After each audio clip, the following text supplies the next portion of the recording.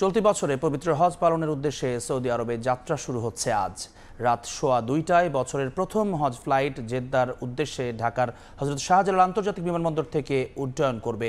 এই মুহূর্তে উত্তরের আশকোনা হজ ক্যাম্পে আছেন সহকর্মী শফিক মুন্সি। বিস্তারিত জানতে সরাসরি যাচ্ছি তার কাছে। মুন্সি,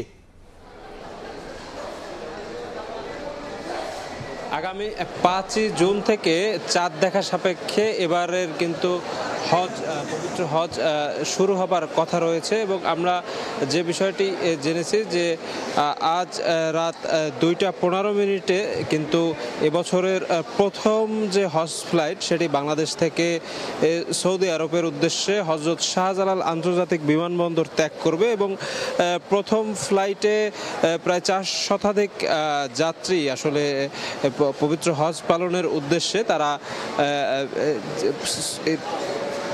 সাউদিয়া এয়ারলাইন্সের মাধ্যমে সৌদি আরবের জেদ্দায় রওনা দেবেন বলেই আমরা জেনেছি এবং আমরা যে বিষয়টি জেনেছি যে এই পবিত্র হজ পালনের উদ্দেশ্যে কিন্তু দেশের নানা প্রান্ত থেকেই এবার হজ পালনে যেতে ইচ্ছুক ব্যক্তিরা কিন্তু এই উত্তরার আশকোনা হজ ক্যাম্পে এসেছেন এবং তারা তাদের এখানে নির্ধারিত যে কার্যক্রম সেগুলো শেষ করে ইমিগ্রেশনের যে এখানে বুথটি বসানো হয়েছে সেদিকটাই যাচ্ছেন। সেখানে ইমিগ্রেশনের কার্যক্রম শেষে এই আশকোনা হজ ক্যাম্পে রাখা বাসগুলোতে চড়ে তারা বিমানবন্দরে যাবে এবং সেখান থেকে তারা কিন্তু তাদের যে ফ্লাইট আছে সেটিতে আসলে চড়বেন। আমরা জেনেছি যে এবারে কিন্তু এই হজ ব্যবস্থাপনাকে ঘিরে সরকারের পক্ষ থেকে নানাবিধ পদক্ষেপ নেওয়া হয়েছে। তার মধ্যে অন্যতম হচ্ছে এই হজের যে খরচ সেটি কমিয়ে আনা, একই সাথে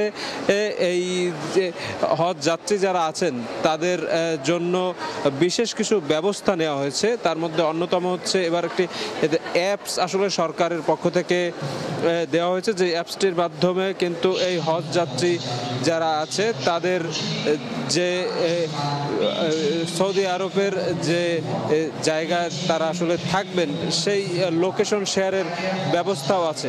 তো এই ছিল আমার কাছে আশকোনা হজ ক্যাম্প থেকে এবার প্রথম হজ যাত্রীদের যে ফ্লাইট সেই ব্যাপারের খবরের সর্বশেষ। আশকোনা হজ ক্যাম্প থেকে হজ যাত্রার সর্বশেষ খবর জানাচ্ছিলেন সহকর্মী শফিক মুন্সি।